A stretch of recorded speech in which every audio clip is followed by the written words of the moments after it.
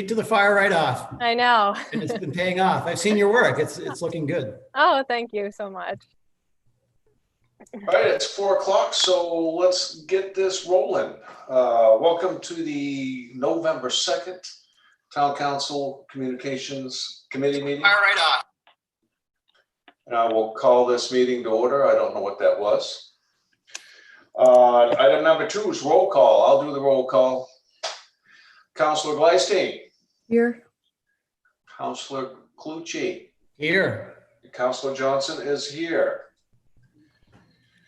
Item number 3, just a discussion and action plan on that town council appointed committee email. Let me just recap on what that was, since I think John had a little brain cramp on this one. We've got 4 town council appointed committees. That's the planning board, long range planning, zoning board, and the zoning board of appeals. Did I miss one? Sounds right. I think that's it, right? Those are the 4 in the charter. Is that right, Betsy? Did I miss one? Even if I missed one, the objective is for the town council appointed committees, not the other ad hoc committees or the citizen driven committees, but the ones that are appointed by the town council, is to actually have a generic email associated with those committees so the public can reach out and maybe put a comment in for the record or get clarity.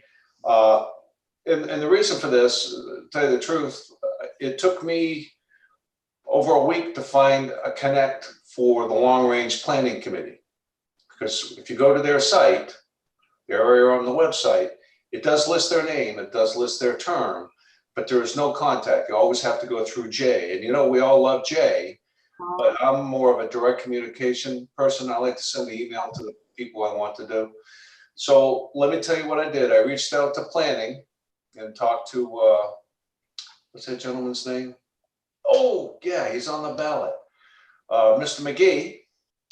And he was all for that. You know, I thought it was a good idea. So then I reached out to Mr. Merrill of the long range planning, and he was also receptive to that. Again, the thought being that the chair would be associated with the email. Nobody's address would be exposed. It would be a long range planning email, or however we want to frame it. And then it would be up to the chair of each committee to either share with the other committee members or maybe respond back to whatever the sender was requesting. The only concern was with Mr. Merrill is, well, what if I get something that's outside our purview? You know, and I said, well, that's a good question, but that happens all the time with me at work. I mean, I get emails sometimes about a loan, and I'm not a loan officer, but I know to forward that to the commercial loan branch. So I think with some minimal instruction, we can eliminate that. So that's what the goal was. I think we had a general discussion. We agreed it was a good idea. Is that still the case? Yeah, I get that question all the time. You know, that from people that, you know, hey, I'd like to email the long range planning committee. And it's not at all clear to people to email Jay to get to the long range planning committee, et cetera. Even if we put that on the website, I think, you know, it goes kind of more in line with, you know, we have town council at scarborough.org, you know, we had long range at scarborough.org, planning board at scarborough.org, et cetera. And then I would think that when they got set up the same way that towncouncil.org, you know, includes Tom and Liam and a few other people, the generic one could include Jay and, you know, whoever is the appropriate department head, because sometimes, you know, it does help with the department head knowing how to shift something around, or, you know, how to revamp it to get it to the right place. So yeah, I think, you know, I get asked this a lot, and I think people would really like that, and I don't see a reason why not to do it. And I think we should. John, do you have a comment? Yeah, I think it's a great idea. And the only hesitation I have is the way you structured it. Is I don't think you should funnel it through the chair. I think if you're on the committee, you get these emails. And And then the chair can bring it into agenda on the meeting or kind of, I think it's more transparent and easier, just everybody sees it. Possibly whoever's the staff support is would see it as well, like we do for the town council emails. And I don't see any like great reason to stop at just the charter, the committees that are identified in the charter. I would do it for all of our committees. Right. That's a good point.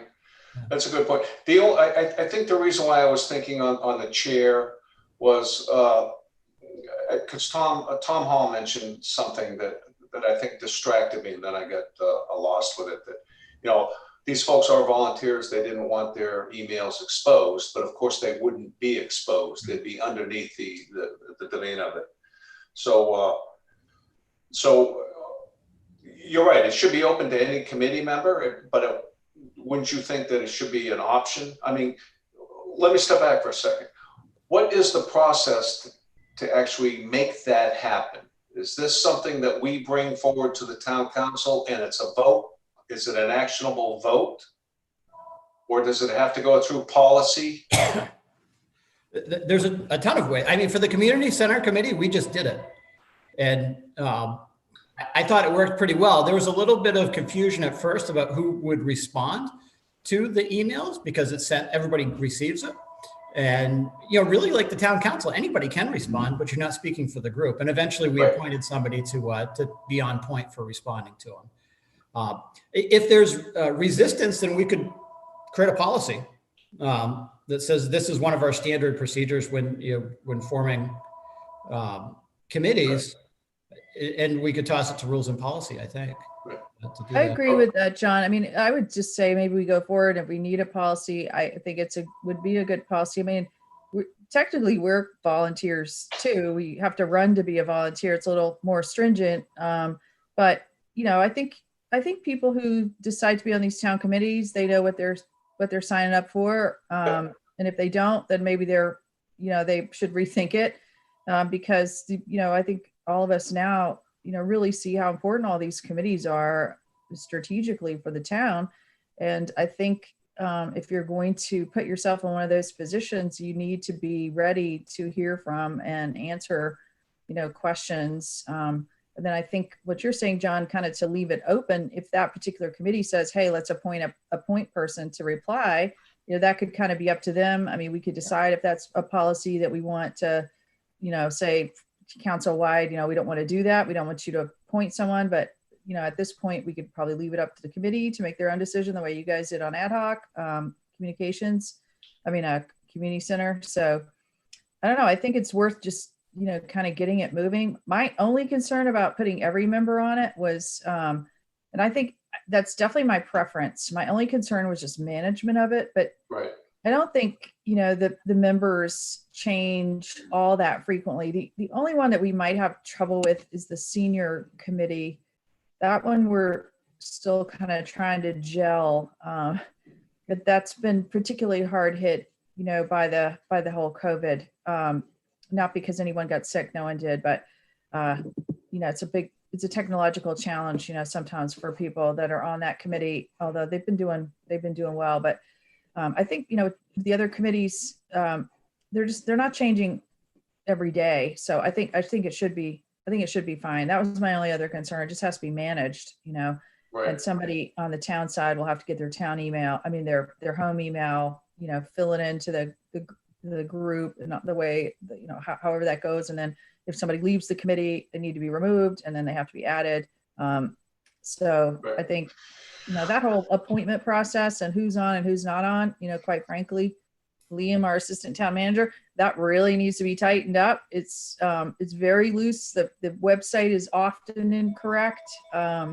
So there's all kinds of things I think we need to even consider as a council tightening up about that whole process, like dates of when we're doing it and things like that. And, we could flow into that, the email, but I think just to get it started, let's just take who we've got and let's try to keep it maintained. Okay, so, all right, because I'm hearing a couple things. We open this to all the committees, ad hoc committees and appointed committees, and get everybody on the distribution within that committee. So we actually have Brian on the call, on the meeting. If you don't mind, Brian, you understand what we're talking about, right? We have, like the town council, you have 7 individuals that are underneath that we get it, plus some of the, plus Liam and Tom and everything. Sure. What's the effort in setting one of those up? Not necessarily maintaining it right now, but just setting it up. Is that, if we give you the emails and the name of if we can come up with the name of the email itself, and then the list of the recipients on that, is that a small lift, heavy lift? Yeah, it's a fairly straightforward process. Generally, those list of users are made and then designated into a group, and so when that group email is used, anyone in that designated list will receive an email. Right. So from us, you would probably, if we get you maybe a Google Sheet with each committee and the list of the personnel with the email addresses, that's probably all you would need, correct? Correct. Okay. Do you want to do this with everybody at first, or do you want to roll it out with the town council appointed committees first, just to see how it rolls out? Any thoughts on that? Councilor Johnson, if I could just one point of clarification, is the vision or the suggestion that these individuals' personal email addresses would be the ones that they'd use, or is the vision that we would provide a town Gmail email for all of these? Well, that's a good thought. Because I just, again, freedom of information and town business and stuff like that. I mean, I know there's a way to mask it, but that's, I guess, something that we want to speak with IT about. Yeah, that's a good freedom of information. Like if they're emailing with Jay, if they're emailing with us, if there's meetings, their email, whatever email they're using, is open to the public for FOI. And whether we include them in this distribution list or not, they get regular emails from the chair. They get regular emails from Jay. Right now, if I email Jay, he would forward it to them, and that would be, now it's public. So they're a public committee. So, I mean, masking it, sure. But I think that, definitely if you volunteer for this, there's a chance that your email might come under FOIA. So that could be a case for giving them a Gmail, a town Gmail. Right. I think that's where I was headed with it. Was that, we certainly understand the FOIA implications, but do we want to, I'm sure right now people, because there's not this obligation to respond or be part of distribution lists, right now they could say, my personal email is my personal email. I think that if the expectation is that we're going to kind of allow for this more direct communication to committee members, which I think makes perfect sense, then I think that the expectation would need to be that we would assign town provided email addresses for them to use when they're conducting committee business. I think that is a good practice. So we're not opening that up. Yeah, that makes sense. I hadn't even thought of that. That definitely makes sense. Now, there's no cost to that. There's just setup overhead. Yeah, I don't know. I don't know if even if Brian would know that offhand. I'm not sure if there's so many licenses for Gmail or not. I don't know, honestly. I'm embarrassed to say. I hear what you're saying, Liam. I do, if they're a part of a distribution list now, there's definitely a little more of a chance, I guess, or some level of more that they could be involved in a FOIA. But if they're getting town email already, which they are as members of this committee, there's already a chance that their personal emails could be in FOIA. So this issue exists whether or not we put them on a distribution list. Because if I wanted to see email that Jay has sent to the committee, I would just say, I want to see email that Jay has sent to the committee regarding this topic. And, the town would have to provide all of that email, and that would include, their personal email addresses. So I think this is it's already an issue for people who are volunteers. I think you get the other side that you get into is, what I personally did when I was a volunteer on some things is I created my own Gmail for just that, right? So like, Betsy on Long Range, and I used that account myself, and that's the one that I participated with, and that's the one I had the town email. I wasn't on Long Range, but I'm using it as an example. So that's that might be another option to help them do something like that. My only concern about giving them Scarborough.org addresses is then now we're kind of on the hook for, making sure they know how to use it and flip over to something else, or, I'm just saying they're already on the hook with FOIA. I mean, using their personal email. That's why as a volunteer in various roles that I've had in other places, I've never used my personal email. I've always created a separate email for that myself. So that might be advice we give them, but I think it's worth thinking about whether or not we really want to give all those people Scarborough.org email addresses. I don't know. I mean, I think you're absolutely right, Councilor Gleason. I think that the issue probably does exist in some fashion now. I think that the difference for me is, or I guess the thing that I think is leading to this discussion is, if there's this increased expectation for contact in between meetings, I think there's arguably an obligation for us to provide a town email for them to handle that communication. And it's one thing for a town staff member or someone else that interacting back and forth, but I think the FOIA thing just makes everyone generally uncomfortable. I think it is a best practice if they're operating in an official capacity, and that's the expectation, that we provide them with an email address to do that. And not, right, but even now when they email back and forth with Jay, which happens, that's still all public, and they're using their personal email addresses. Yeah, and I think we should solve that problem. I think that's potentially an issue that maybe not everyone fully appreciates they may be taking on. And so I think this is an opportunity. I totally agree. They may not fully appreciate they're taking it on, because it does open up their whole email. I mean, not just whatever they sent with the town. So I think it's a way to solve that potential issue by doing this. So I think would you issue them all devices? So I'm kind of, I think right now to kind of start, I want advice on all of those issues, right? Because I'm not an expert on FOIA and whatnot, but I'm thinking this is just a way for the public to communicate with the committee. There's no requirement that anybody responds back to the emails that come. They can choose to, and they can choose to do it with whatever email they choose to be affiliated with that committee or group with. It just seems simple. That's how we did it for the community center committee. Wasn't perfect. I'm not trying to make an administrative nightmare, I guess, or too much administrative work. And how many volunteers do we have on committees? It's probably 100. Well, some of the committees are rather large. That's why I think that's why my initial thought was that just the chair, and it would be the chair's responsibility to share it with the committee members. Again, that was just keeping it cleaner and simpler. Well, then you could just create an email address for the chair of each committee, because you're not really reaching the committee, then you're reaching the chair. Of Right. the committee, yep. Yeah, that's a good point. Right. That's not a bad place to start either. Okay. I mean, I think you had a good point, John. Like, where do you take it? The next level is, do you want to use your personal computer for town? For town. I mean, there is some risk involved when you volunteer, and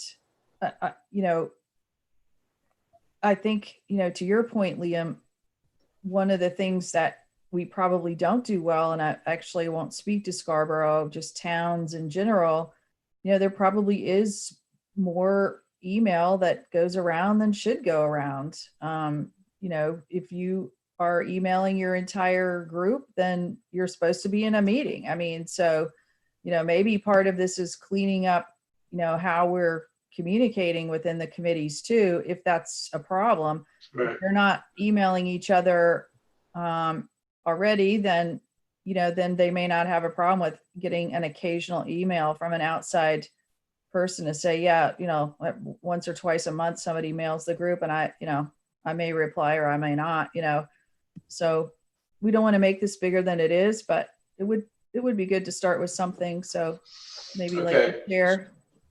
So I think we agree to, let's start with the chairs of the 4 committees. Just because it sounds simple, but as you see, out of here came some pretty good questions. So let's start with just the chair of each committee. I'll get the contacts of those folks, send them an email with the intent of what we're doing, and wait for their reception. And you know, I'll forward it to you guys. You know, how many, they can poll their own committee. How many people would like to be on the distribution, or how many people are comfortable with the chair disseminating the information of the email, things like that. Try to keep it simple. Does that sound like a plan? Well, I think we should decide what we're doing. I don't think we should say, do you want to be on it? Do you not? I think let's start with the chair, like John was saying. Yep. And then the chair sends out the communication if anything comes in. I don't think we're talking about a deluge of email. I mean, I've heard from a few people who wanted to send an email a time or two. So that's in a year. So that's not like a huge number. Well, and we planning can board could be decide as different. the committee, like, to take it out from there, or maybe rules and policy takes it up or something at that point. I'm not sure that, I don't think necessarily pushing it out to committee and say, do you want to have it? Do you not? Because then if we come back and go, well, we made a rule, you do have to do it. So I think it'd be better just to start with the chair, like your original proposal. And then, you know, we'll, you know, at the same time, Liam can really start noodling this whole idea of the FOIA and committees and their involvement. And then, you know, we can branch it out from there. And then probably the right thing is to get a policy, you know, to make it a policy. You know, along those lines, I'd probably start with creating a Scarborough.org email address for each of the chairs. It could be chair at long range, I don't know, long range planning chair or something like that. Yeah. And then if you're an elected chair of that committee, then you take ownership of that email while you're chair. And that's what we can put a link on the website for each of these committees. If you want to contact us, you can do it through there. Yeah, just start with that. We'll see where it goes. Okay, so like you said, we don't need town council vote on this. We as a committee can say we're going to do this. And if we Why don't disagree, why don't we have it be an action of the council? I'm just trying to follow policy. Yeah, I think we would. I mean, we can't really force staff to do anything. We can advise the council on something. So I think it could just be a simple action item on the agenda. It could be brought from the committee. Okay. Create an email, specific email for each of these 4 charter reference committees. And that's probably it. I'm sure that Liam or somebody could help us with the wording of it, but. Okay, I'll reach out and ask to get that as an action item so that, you know, it could be brought forward to the council, just get a vote, then we'll move forward with it. In the meantime, I'll collect the information because this, I think, would end up going to Brian, and he can assign it to whoever to do it, but what the committees are and who the chairs are. Okay? Yeah, I think that's good, because then then the rest of the council will know what's going on, A, and then B, you know, gets a little wider play because it's on an agenda and it gets discussed a little bit at a bigger meeting, so people can kind of hear about it. So now, Liam, can you help us with that action item, or is that something that we would typically do? No, I guess what I'd like to do is again, I don't want to hold this up at the committee level, but I think that I'd like to assess, I guess, a few things. One, again, have the sort of a FOIA discussion internally with staff to better appreciate what it is and be able to communicate that out. You know, again, I want everyone, if the chairs are signing up for this responsibility, whether they want to or not, through sort of a council action, I want them to fully appreciate and perhaps complete some level of training or education as to sort of what those implications are to the degree they exist. And then I also would just want to confer with Don Beijing to understand, again, I don't think that this is a huge lift to set up 4 email addresses by any means, but I just want to be thoughtful about how we do that and what those distribution lists might look like. Okay, so what would be the timeline in doing, and I agree with what you're saying, right? Should cover all the bases. Yeah, I mean, again, I think again, if this is going to continue to be this committee's discussion, I would report back with an action plan for the committee's review at the next meeting with ironing out all those pieces. One thing that I don't think I've done with prior municipalities is done some level of board and committee training, which speaks to FOIA, speaks to communication practices, and it's actually put on by town legal counsel. So they're fully understanding and appreciating those responsibilities of being on a volunteer committee or board. So, whether that's another piece that comes out of this, again, it's not directly related, but certainly I think. Okay. So I'd like to get some answers for all these questions. But again, philosophically, or I guess fundamentally, I think it's a good move to allow for some more direct communication from constituents to these people on these committees. Okay. Well, so I know we don't meet again for a month, and it wasn't necessarily be us, but I don't know if there's an opportunity that we have to bring anything to council on the 18th. I mean, we already talked about this last month, and that's it's like 3 months. I don't know. It's like everything gets so dragged out. I know. I wonder if there's some element that we could bring. I think as a committee, we kind of agreed on one thing, was to get the chair going. I think, your points, Liam, about getting some of the other things are good. I don't have a problem with that, but I wonder if you could work with Ken to, that we have something to bring to council, at least to get the 4 going that we decided work today between the 3 of us, and we can make a motion on that if you want. And I think that's appropriate. I think that I can work with Councillor Johnson to get something on the agenda for the 18th, work with Chairman Johnson. I do believe we're meeting every Wednesday this month, correct? There's a special meeting on the 11th, the regular meeting on the 18th, and then is there something planned for the 25th would be the night before Thanksgiving? Or is the council? Probably won't do that. Okay. And, keep in mind, we have an election tomorrow. The whole world could turn upside down. Mm-hmm. And not only, we hope we don't lose John, but it's like every year, I would assume there can be a shakeup in committees, because people are on a committee, they may not want to remain on that committee, so forth and so on. So to Councilor Glaistein's point, if we could just move this forward, maybe get the action plan in front of the council, at least then whatever shakes out of tomorrow, a new committee or the same committee can pick up and run with it. So. I think that makes sense. I think that at a minimum, what the sort of ask is at a minimum, that a chair has access to a email, and I think that if nothing else, it'll bring up a discussion at the council level on what this should look like, long term. So I think that's when we could talk about the ad hoc also in the discussion part of that action. So all right. And this is maybe a distinction without a difference, Ken, but I think maybe a terminology that might make it a little more clear instead of council appointed, because we appoint all the committees, but we have standing committees versus the ad hoc. So I think we're talking about standing committees at this point. Correct. And specifically those specified in the charter. So. Correct. Thank you. Okay, moving on to item number 4, website update, Google Analytics and design update. I do believe that's probably to, you tee that up, Liam, if you want. Yeah. Brian. Sure.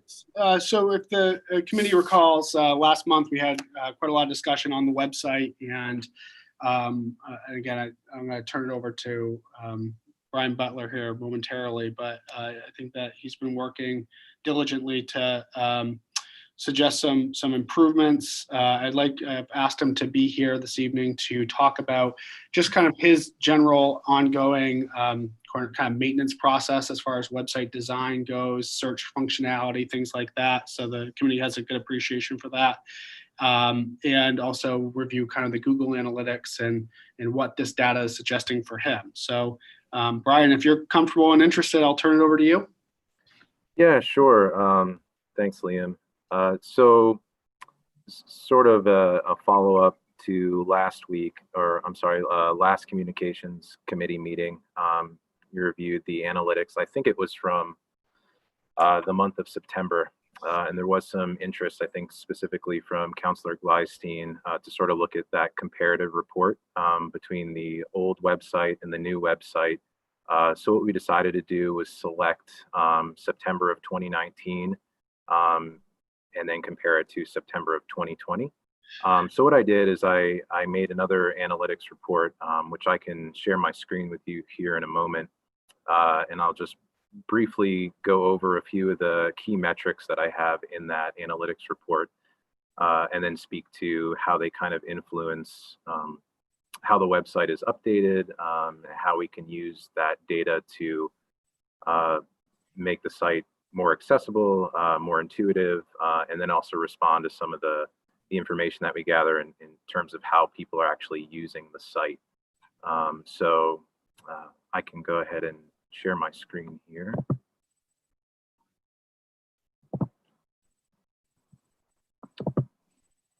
Is everyone able to see that? Mm-hmm. Yeah, so this is September 2019, and you may have seen some of this data from the last analytics report. Some of the major metrics we have up top are page views, unique views, average time on page. I know there were some questions surrounding bounce rate last time, and I can briefly go over that. And then sort of drilling down here, we can kind of see what are the areas of the website that people are most often using.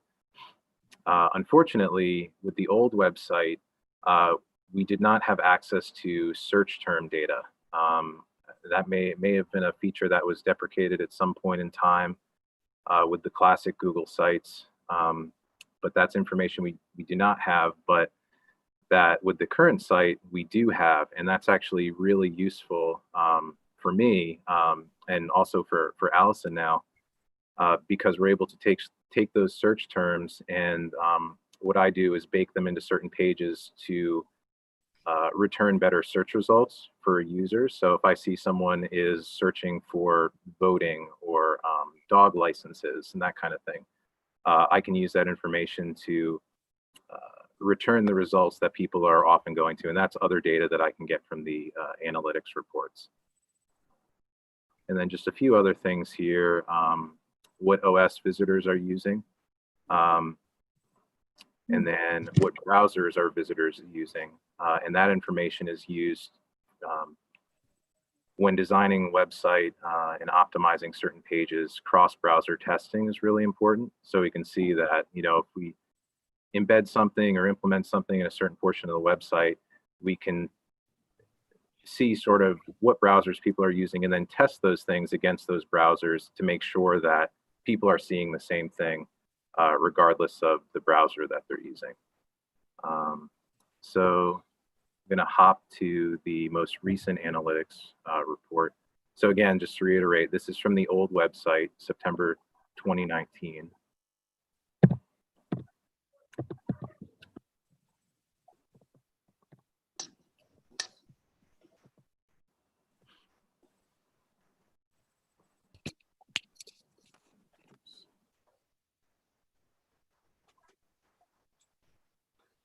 Oh, there we go.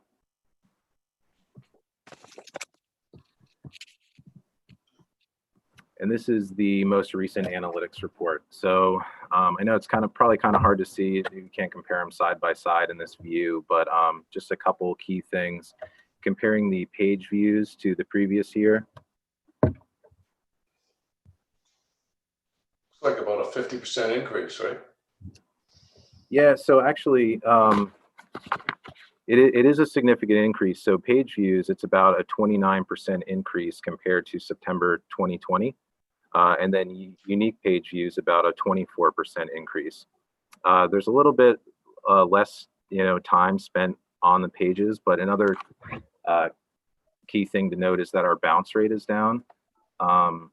And, average for our type of website is anywhere between 40 and 60%. So I think for being a municipal website as opposed to a e-commerce site, we're kind of right in the range where what would be considered good or average in terms of bounce rate. And again, so this is what users see when they're in our website. So this is where people are most often going to. Comparing the old to the new site, there's actually a lot of similarities. So assessing is near the top in this snapshot. It's the most viewed page other than the home page. Some other things, WebGIS, town clerk. These are areas that people are going to on a regular basis. And that tracks with the previous website as well. Is the top, the 10,000, that's the homepage, this is slash? Yeah, correct. Okay. And Yep. the others, is that 60 something % others? Right, and those are views sort of just dispersed because there's so many different pages and so much content on the website. Yeah. Yeah, the bulk of those are on the are spread out through the other pages, but So the majority is people going other places besides these, but these are the highest ones of the 40%. correct. Yep. So here are the search terms, and this actually sort of segue into what Allison will be talking about in terms of optimizing areas of the website, specifically the navigation bar. So here we have, and this is going to change seasonally too. So the search terms, you can see right now, people are searching for hours, car registration, and being this is September, if we were to bump that to November, you'd probably be seeing more voting, absentee ballots, that kind of information. And again, this tool is something that I've been able to use to improve the search function within the website. And this is monitored on a daily basis, but the changes are usually made on a more weekly basis. So I get a better feel for the most searched items, if that makes sense. So, and then again, just to kind of overview some of these other things, the browsers that people are using is pretty much the same, Chrome being at the top, Safari, the more common browsers. And then the device type, also very similar. Fewer people using tablet, more people using mobile, and then this tracks with the total number of page views, which is up from last year. More people using desktop as well. So we did find, I know the search function was something that's been talked about a fair amount. Based on the analytics, about 7% of people are using the search function right now. And following the people who are using the search function, following the search result, they're spending about 2 or 3 minutes on the page after that. So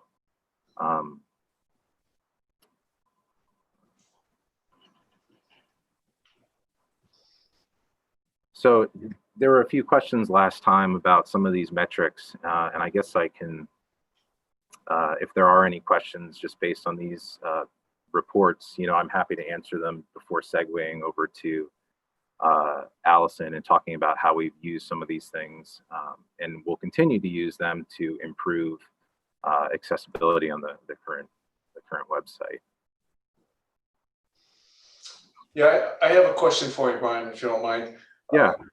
I'm sure somewhere embedded in here is folks trying to use the new alert system to be notification. Do you know what the rate on that is? How many people have actually signed up or attempted to sign up, or do you know what the numbers are on that? Yeah. So, and I think we'll actually get into that more in detail after as well. But last time I checked, I think there was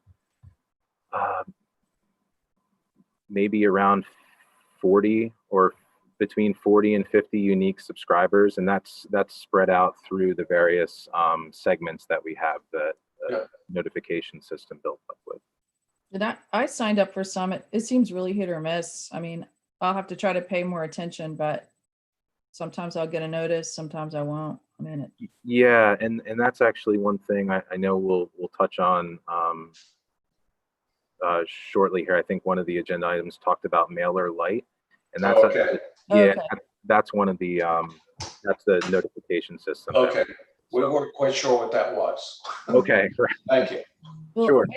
I did have a question. I mean, on the previous website, basically, it seemed like Google had indexed every word of every document in terms of, our historical information. So if you wanted to search, say, the word, say marijuana, you wanted to know everything that had happened with marijuana across any committee, across any town, meeting, anything that was out there, Google had actually pretty much put almost every word of our whole archive in there. And that just doesn't seem to work anymore. And I think that was an incredibly valuable feature for being able to put together a story. If you're looking for information about the town, like I want to understand, where the town came from on marijuana. And it was a great tool for the end users. Oh, this is where it started. This is when it went to the long range. This is all the times it went through ordinance. This is all the places the word literally exists in the document. It didn't work on every single document because there were some documents, the way we stored them in PDF, it actually did not categorize those. But usually if it had it in the title, it would at least come up.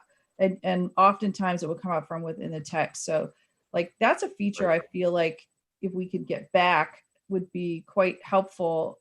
I think, some people are not using it now because they've decided it doesn't work. But, again, it's to put together a narrative and a story to be able to do your own research on how something works in the town.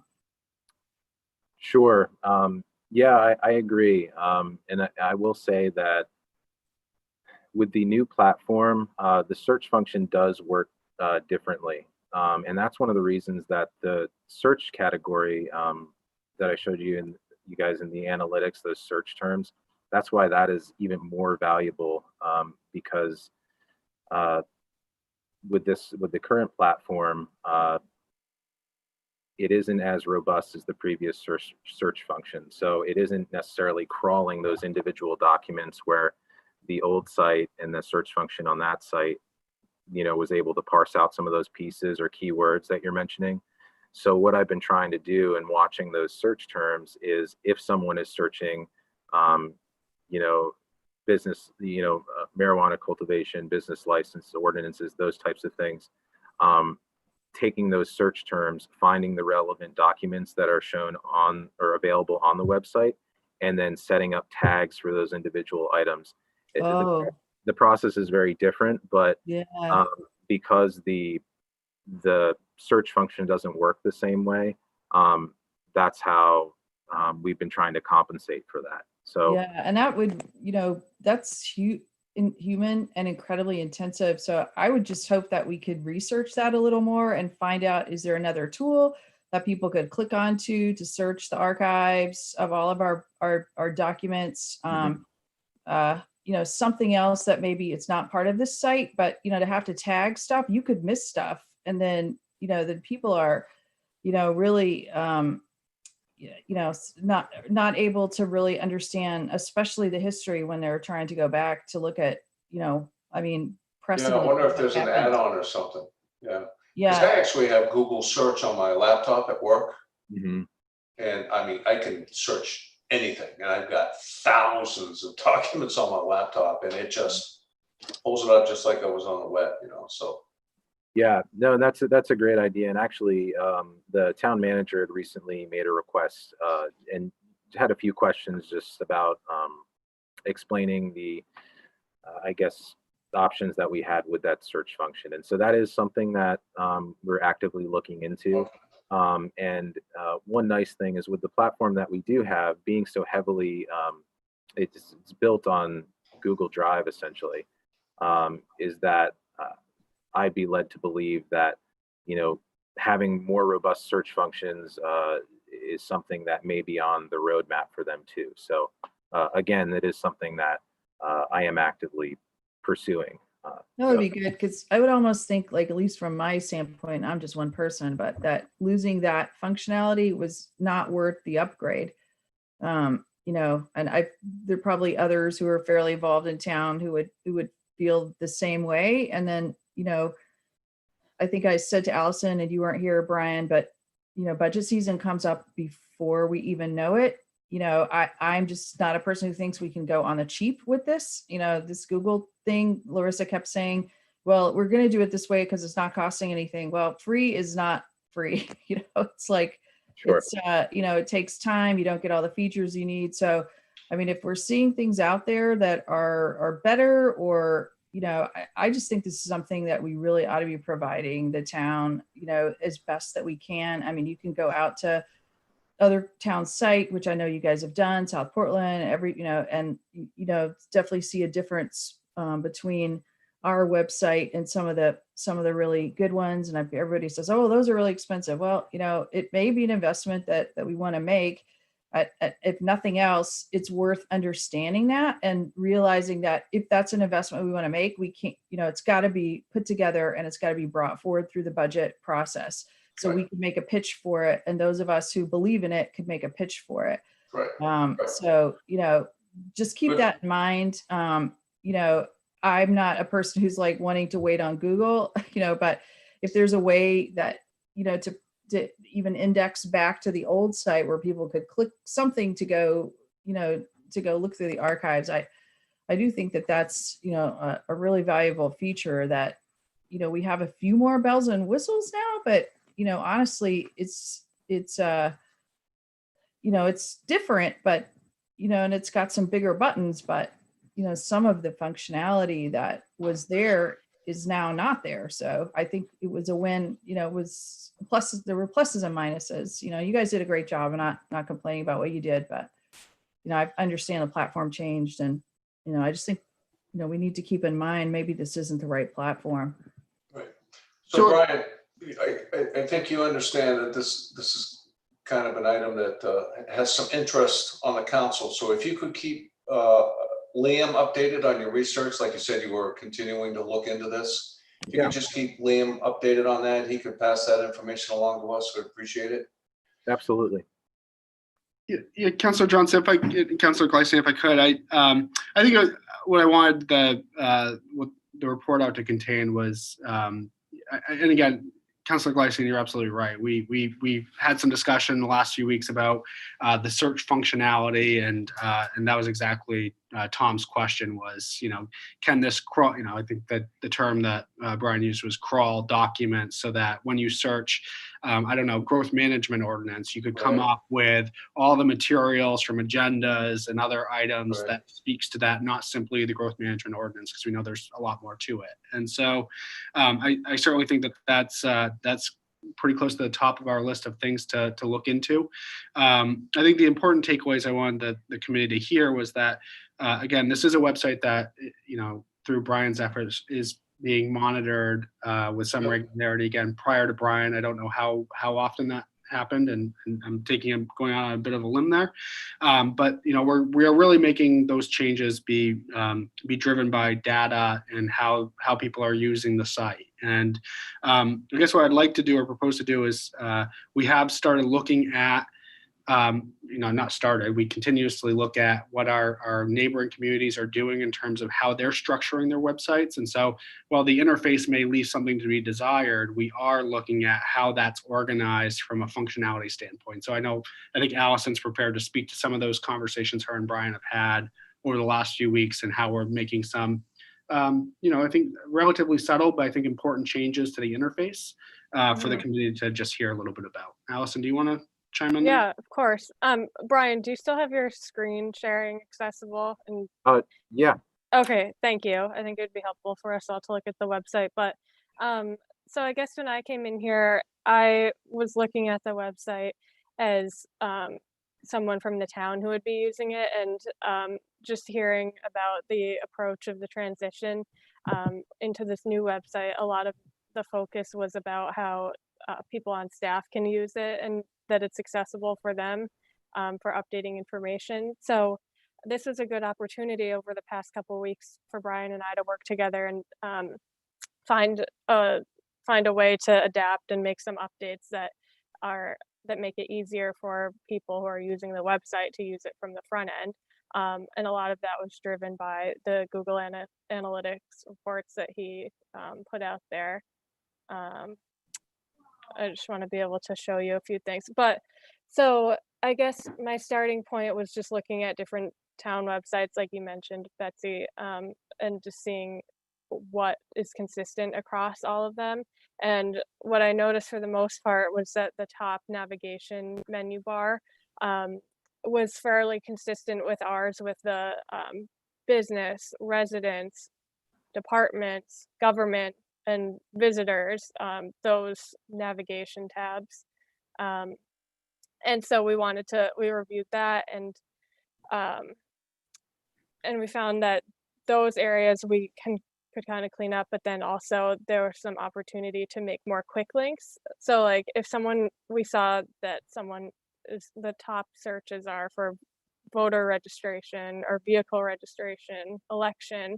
So we're saying that there could be more quick links about um, to make that more accessible for people. But I think at this point I want to share the screen to be able to show you. Brian, Yeah, you want- do you want me to share my screen now? yeah, that'd be great. Sure, just the homepage of the. Yeah. Yep.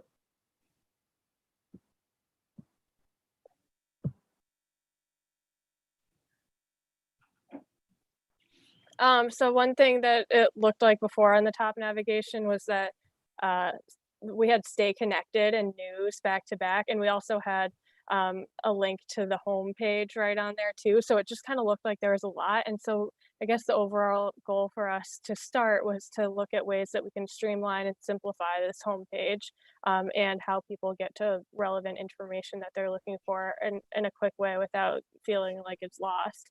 So we started by combining Stay Connected and News into one single tab, and that's where we didn't take anything away. It just simplified it so that it didn't say email, newsletter side by side.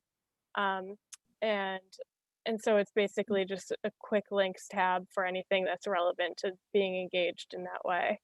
The residents tab we kept the same, but we were thinking, and we're still going to do this, but thinking about the order. Like most people are coming on to do online payments and look at assessing, so those should be the top 2 buttons. And same with GIS, that could go up to the top. And we could even change wording, like instead of GIS, changing it to online mapping so that people know what it means. And then having some of the external links be more at the bottom, like library, Project Grace, school department, just to reconfigure organization, make it easy to look through. Visitors, I'll skip business because we'll keep that the same. Visitors, we looked at what was on the drop down, and it was beaches, trails, and SEDCO. And that's all relevant to people who live here too, and any other community members. So we changed that to explore. And because SEDCO is also listed under business, we're thinking of it as the approach of a visitor or someone who's exploring the town, and change that to restaurants and businesses. So it still is going to the same place, but it's kind of looking at it with the eye of like what that person is looking for. And then, so it kind of goes through, that's the process that Brian and I have been going through.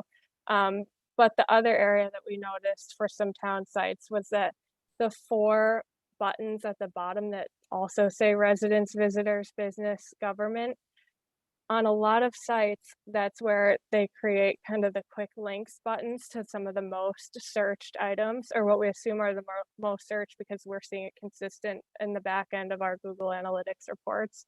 So we're thinking that those 4 buttons could change to notify me, now hiring, or jobs, employment opportunities, agendas and minutes, online payments. So that's even though it's accessible at the top, it's also right there on the home page. So that's basically what the approach Brian and I have been using over the past couple weeks. And we thought that this was a good starting point of just simplifying and streamlining it, maybe changing some wording, and then we can go more in depth from there. But yeah, and just using the analytics reports to kind of guide us through that. And a couple other, yeah, great. I'll let you chime in if you want first. That's great. I think one of the things we brought up last time was, I think we really want to try to drive people to meetings. It's difficult. I'm not saying they're going to just start going, but all the business of the town happens at meetings, and you know, the number one complaint we get when people don't hear about something is they didn't hear about it because it wasn't accessible, or, you know, they didn't see it. So, I mean, on the old homepage, you could at least see the calendar before scrolling. So I don't know if there's a way to get the calendar back. Like when you're on the mobile, you got to scroll all the way to the bottom. And a lot of things are Zoom now, or to get to the agenda. So, I mean, even welcome to the town of Scarborough, if that could be the calendar instead or something, or, you know, something, because I think that my personal opinion is that calendar should be above the fold. I mean, that's where people could go, hey, I might want to go to that meeting. What is it? You know, and just click it. They're not going to scroll to find it. Yeah. But I there's a think big, having the quick links button, if it's about agendas and meetings, would help with that too. We're also trying to make it, I mean, it's a balance of having information packed on there and making it visually appealing too.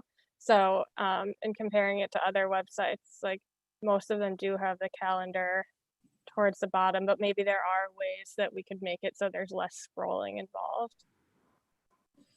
yeah, I just think our calendar looks really good. It, you know, we get all the meetings out there, and it really kind of shows, you know, what's coming up, and it's got a good, you know, I know like with the school, theirs is pretty prominent, and a lot of people go right to it. So that's, you know, a lot of this becomes personal opinion, but I think that that's really where the business, you know, of the town is occurring.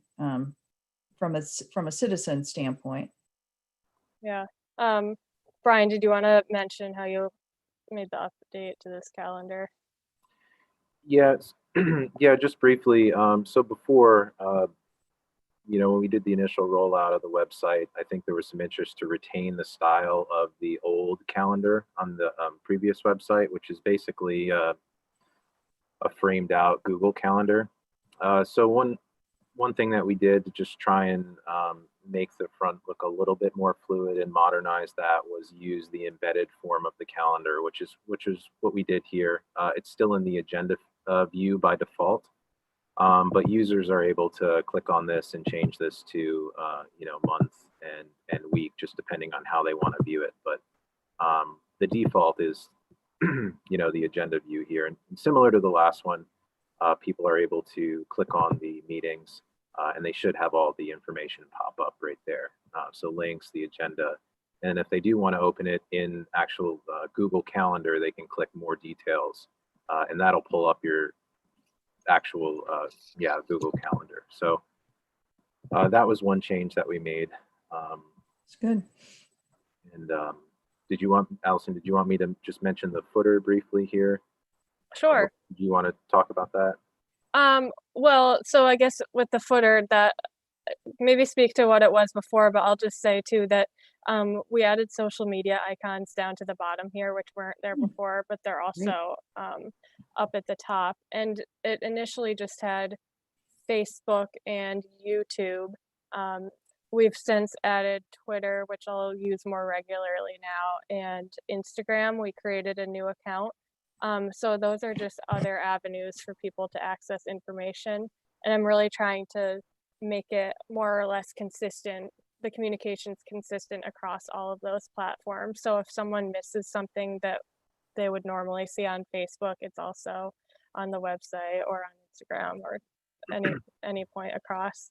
The other thing I want to start doing more consistently is, like you mentioned, that the town council meetings are a place where people can receive information. And so especially now with them being virtual, I want them to be a Facebook event anytime there's an upcoming one. And so that's just another place where people can access the links that are also on the website or that will be mentioned in an e-newsletter too. So just really trying to make information accessible in multiple different places.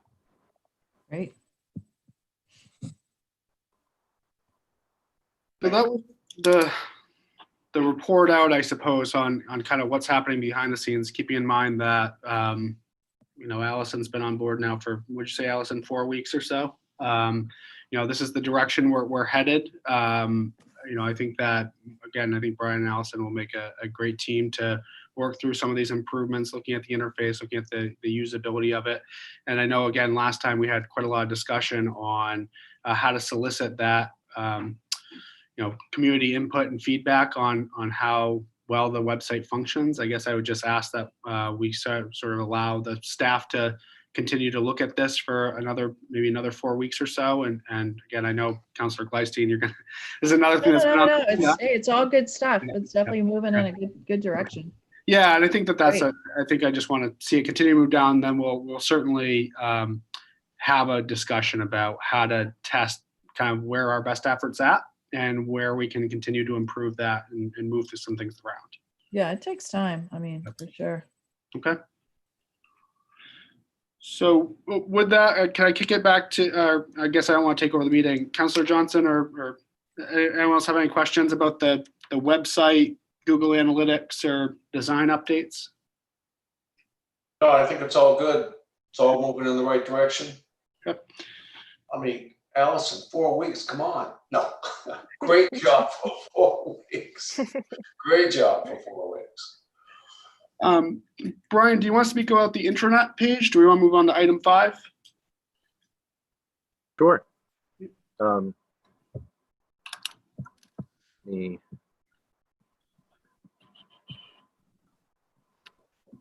So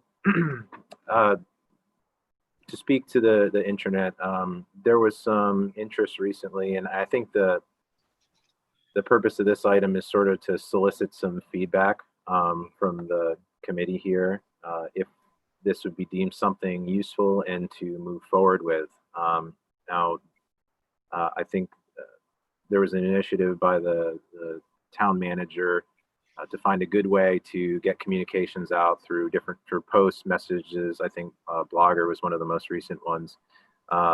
And what we were trying to do is move away from that and make more of a centralized location for council members to go to be able to read those updates, but also stay abreast of other things going on in the town related to various committees. So what I did is made a town council intranet page. The way that it would function, essentially, council members would use their Google login credentials to get into the intranet. It would be specific to council members, or basically only designated users would be able to access that site. And it would be an area where the town manager can post those updates, and then also basically connects to information on the public facing website, which so like committee meetings, agendas, minutes, and those get updated in real time. There's really no separate maintenance involved for the intranet page. Those things just sort of update automatically. So I'll pull it up here just to show you. It's very basic, but I think just from my perspective so far covers some of the main things that it sounded like the council would be using. The main one being the blog posts here, which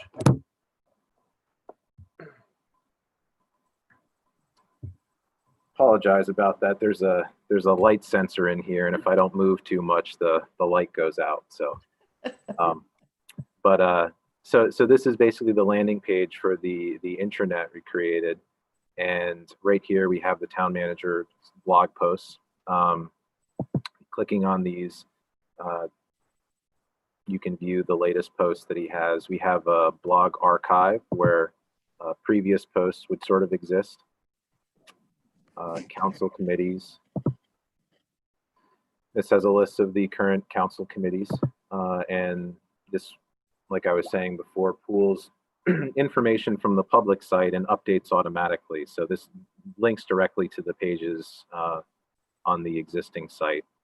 They're just here to view in case anyone was on this intranet and wanted to check the most recent agenda for this committee.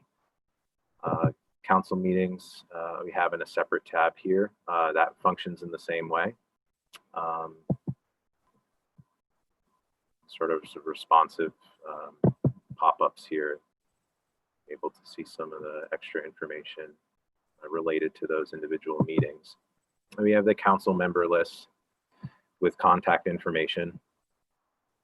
It looks a little bit different than how it appears on the current website. And then also just a resources page that doesn't have anything on it right now, but the town manager had expressed an interest at one point about having an area potentially where other documents can live.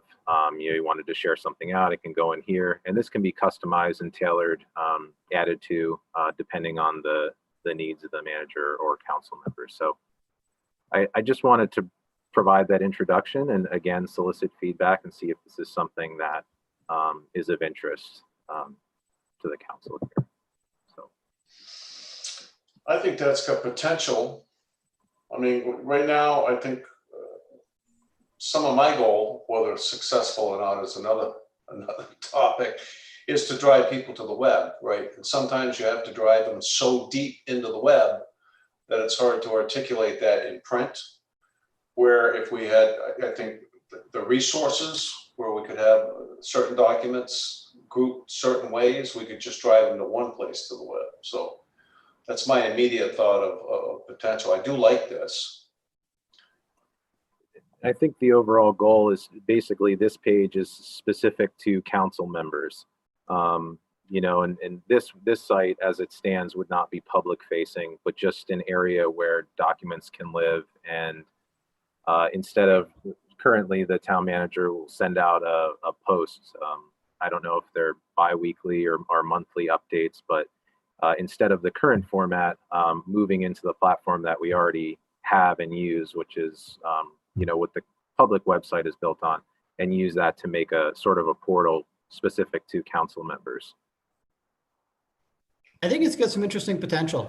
You know, we do have to update each other as counselors, you know, when we're working on different committees or projects, and we don't have a clean way of doing that other than writing an email with a bunch of links or trying to give an update in person in the meeting. And I can kind of see this helping evolve that that process right now. I know Paul does a number of things with, you know, Sheets or Google Docs to try to just disseminate information or track information that's relevant to counselors that might not be, you know, specifically relevant to many other people.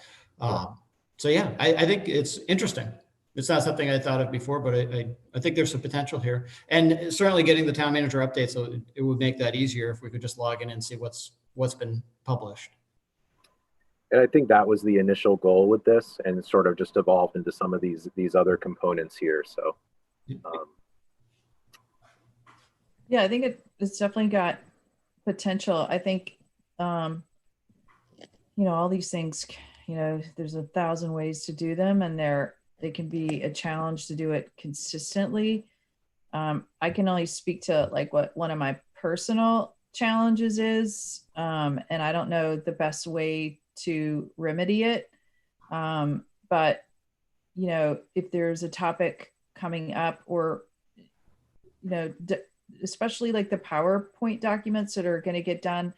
And it's great if they can get done ahead of time. It's understandable that they can't always get done ahead of time. But, you know, if there was one place to go find the PowerPoint, in particular, the PowerPoint documents that we see a lot of across in workshops and as counselors, and if we go to other committees, you know, I think I don't know how you would organize that at this right off the top of my head, but, you know, I think that was, you know, when we kind of first started talking about that, I mean, I know constantly I'm like, can someone email me that PowerPoint? You know, like I can't find it. It was 85 emails back, and it was about this topic, and there's nowhere to go find it other than email.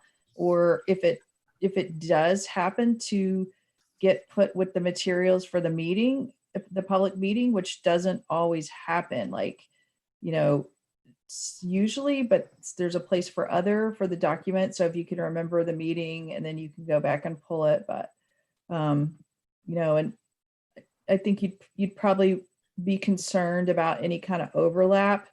You and Allison and Liam maybe have talked about the budget portal, because it probably needs some work. And, you know, then at that time, when we have a lot of PowerPoints for budget season, is it better for those, you know, to have something similar to this, you know, some type of intranet that really is the budget portal and focuses on all the presentations for that budget season? Would you want to put it in both places? So I don't have any answers to that. Those are just topics, I think, that, you want to really think about and discuss as something like this goes forward. But, it's great. Yeah, that what you're looking at setting up, it's certainly simple, which is, I think is key, keep it simple. So yeah, no, great. But that's just a little feedback since you asked for it. Yeah, of course. Thank you. Tom had mentioned at one point, I know there's an existing shared drive that's used, and maybe this would potentially cover some of that, where you want certain documents available, and instead of using that shared drive, maybe an area of this site could serve that purpose. One of the nice things being that this platform is basically built on Google Drive. We have a lot of flexibility in how we use the data that's stored in Google Drive, between making sort of like a file cabinet, similar to how like the old site was, where you could just drop documents in it and then people could go to that page and then, pick which ones they want. So there is a good amount of flexibility with this too. And, if there are follow-up questions or, just questions about, how much flexibility we have or what could we actually do with this type of setup, I'm happy to answer those. So, but I would think then the general consensus is carry on, because it looks good. Mm-hmm. okay, great. Thank you. Thank you. So if Councilor Johnson, do you want to move on to our Stay Informed Mailer Lite implementation update? Yes, sir. So, Item number 6. so just to round out, Mailer Lite is essentially the Stay Informed. It's the alert solution we have. So it's sort of like it's similar to a newsletter platform. It's just kind of a brief statement notifying people who have signed up for the alerts that there's an updated agenda or minutes to the various committees that they've subscribed to. And so this is something that's, we did some preliminary training with a select few staff probably a few months back, and through kind of the transition of Larissa moving on. And the challenge of late has been that, as you both, as the committee knows, the clerk's office really handles the vast majority of compiling agendas and compiling minutes, and they've been a bit underwater the last bit. So, certainly I'll refer specific questions to this platform to Brian, but our plan at this point is to conduct staff training in the month of November, sometime after tomorrow, with a firm deadline to have Mailer Lite notifications go out, ideally before this, but certainly by December 1, so that all of those people who have signed up for notifications will get those Mailer Lite notifications when there's an update. So that's what we're committing to for a timeline. I know, again, this is another item that this committee has talked about, another initiative that's sort of been backburnered for a variety of reasons, but I think that's the update that we certainly have for the committee. Brian, do you have anything that you want to speak to on Mailer Lite specifically, or? I think you covered the overview there, Liam. I know, just to sort of comment, I speak to what Councilor Gleistine had mentioned before about there were some notifications that she received, but some that she did not. Part of that is the reason, there was not a full rollout of this service. So there may have been a couple updates that went out with Mailer Lite, but it hasn't been completely adopted, and that's the reason for that.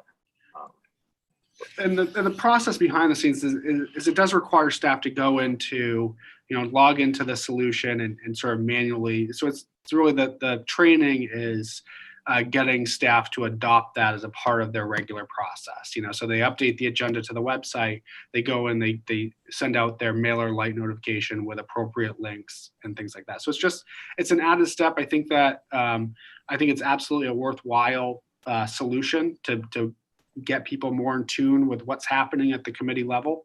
It's just, it's just an extra step that we need to fully train staff on how to do and do correctly. Yeah, and I will just emphasize, like, just, again, budget tools, because when we first started talking about this, I know at least Ken and I think John, it's not looking for extra steps because, that takes people more time and you get inconsistencies. If you mentioned it's a Google Drive format, if someday there's a way that if somebody makes a change to the Google Drive format, something pops up and says, do you want to send this, resend it the agenda, click, I'm not saying all that exists, but just keep it in mind. It was never meant to be like, oh, add 75 things to the stuff this staff has to do. But at least with going forward, who knows, a composition of committee, but if there's tools that would do this better and make it easier for staff and more consistent, then just bring those forward. And some of us will definitely advocate for some of that in the budget. Yeah, keep a list. Yeah, and again, I don't want to. I guess I don't want to portray this as a hugely time-consuming piece. I think it will be, once people are up and running and make it part of their process, I think it'll be fairly quick. But I think that it's I think it's worth the effort that it requires for what we hope to glean from it. And Yeah. so, Right. yes, obviously, if there's an automated solution or a bridge that can be done, obviously, I have full confidence that Brian will bring that forward. But I think at this point in time, it's going to be just one more small administrative step, but one that's worth it. Yeah. One of the things It'll be good. One of the things that we try to do to streamline that process too, since MailerLite is a separate service, and that's what we use to build that embedded form that you saw on the Stay Connected page. Mhm. So I created some templates, and basically there are just a couple key spots in those templates that staff would be required to change. And basically that's just the name of the agenda and the date. So to sort of make that process quicker, we've made templates available so that when this is finally rolled out, they can just edit those couple things and then pick the subscriber group and then send. And then, Great. so yeah, just to make that a little bit quicker, reiterate what Liam had said. So Great. All good. Okay, moving on to item number 7, newsletter update. I'm assuming that's Allison. It is me. I will keep it brief. I don't have too much that I have to say about that, except that we're going to continue with the same format, obviously, of the 1st and the 15th. But one thing I'm looking at is just the simplicity of it and readability. So I think I don't want to turn readers away by making it too long or to have every section to be an article format. So I'm going to be looking at it with the eye of, is it easy to read, quick to read, and also really trying to look at making sure that each section isn't so disjointed, and so that it follows with the theme of more or less like the time of the year, and that there's a general flow throughout it, and just the consistency and voice. So there will still definitely be a solicitation from the contributors that there has been so far, but just kind of maybe like making tweaks to make it kind of go with more of a flow. And then as part of that too, I really actively see that there's opportunity to grow our subscriber list. And so I want to make it a consistent message on social media that just the repetition of seeing and inviting people to go to that. So that it's not only for people who stumble on that page on the website. So the more we ask, the more subscribers we get. And I've noticed that uptick each time I put a post out there on social media so far. Good. Do you still see a home for the council corner? Definitely. I think there needs to be representation from Okay. Do you council. think maybe we could get it consistently placed on that letter? Yeah. Maybe like at the bottom or something, because some folks, I just heard they've had to hunt and find it. But I appreciate everything you've done with the newsletter. I definitely noticed the difference, and it just felt better, read better. So Yeah, this was kind of a funky past couple of weeks because the last one was this COVID resource guide, and prior to that was a special edition one for the election. So I think we'll get more into the flow of having that steady look. Great. Now, do you have any special editions scheduled for after the COVID? Is there another one coming up? We haven't talked about that. I was just maintaining the 1st and the 15th moving forward, but I'm sure as topics come up that we find it relevant too. So you do have one on the 15th? Yes. Okay. All right. Thank you. Great work. I like it. Great. So item number 8, any questions from anybody on the committee? We're good. Anybody on the public there, Liam? Master Control? No one's in attendance on Zoom. Okay, number 9, future agenda items. Let's talk about this for a second, if we could. Typically, because we have the election tomorrow and the holiday season, I've been told that typically December's kind of thin with committee. Is that true or not true? And do we want to follow that and defer things till January when things get fleshed out? Because I know if there are we know there will be new folks because we have, a space open in the council. Then the committees will be rearranged, but I don't think that's all done in the same time period, right? Isn't it swear in on the 11th and then maybe committee assignments by the next meeting? Is that typically what it is? Yeah. So you have the results of the election, and then they'll get sworn in the following meeting. Okay. And then we're going to elect a new chair and vice chair, yeah, or the same one, or whoever's. It might not be we, it might be whoever's there. But and then over the next couple of weeks is when everybody puts in for their committee assignments each year. So do you think we should defer till the new year? What's your feeling? I think if the committee comes together, I think,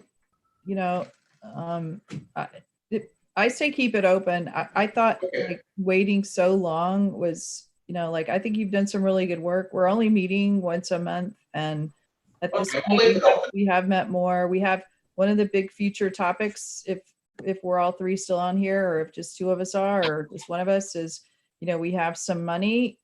We haven't wanted to use that yet because some of the tools that we wanted to talk about in a mailer or something like that are really not ready for prime time. So, we had money called Be Informed. It was going to go out to let people know about the new website and how to subscribe to agendas and all of that. But we don't want to send that out until we're really happy with how the agenda subscribing works, that type of thing. So, that's something, whether or not we give that money back or we use it for something else, or we take it back to council and say, hey, we got to reassign this. We do still have that coming to say for that Be Informed campaign. So I say leave it open. If for all we know, it could just be you, me, and John again. And, we say, yeah, let's meet the second week of December. So, or you might not be, but, No, I agree. Then we'll keep it open. And if something happens, we'll just cancel it to the following month or something. Yeah.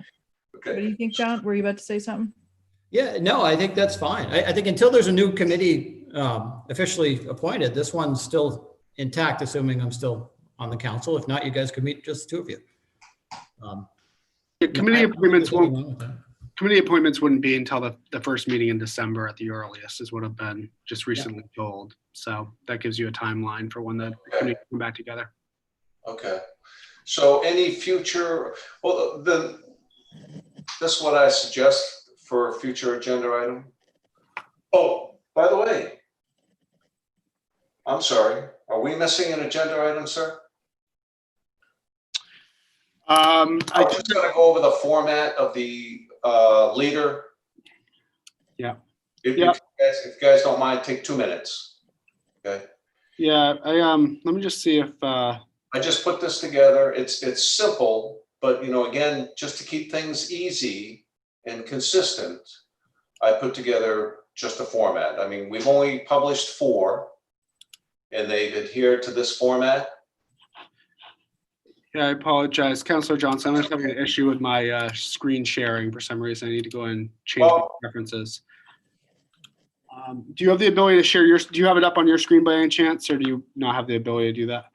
No. All right, let me see here. Oh, well, I'll tell you what, let's defer it and do it, let's have that as an agenda, right? Future agenda item. Agenda item. I would like to also, as an agenda item, just have a group discussion on, I'd like to get a few topics in the pipeline for both the leader and the newsletter. So we could have a general discussion on that.